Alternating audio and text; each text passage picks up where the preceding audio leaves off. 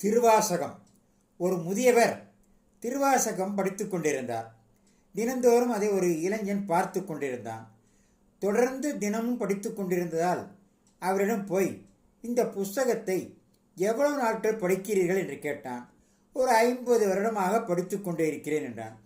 அப்படியானால் இது உங்களுக்கு மனப்பாடம் ஆகியிருக்குமே என்றான்.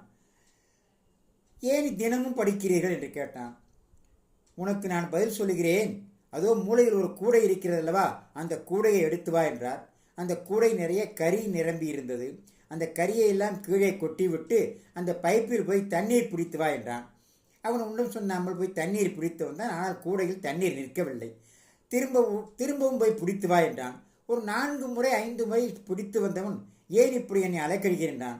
நீ ஒரு தரமும் தண்ணீர் பிடித்தாய், ஆனால் கூடையில் இருந்த கறி அழுக்கு போனது பற்றியா?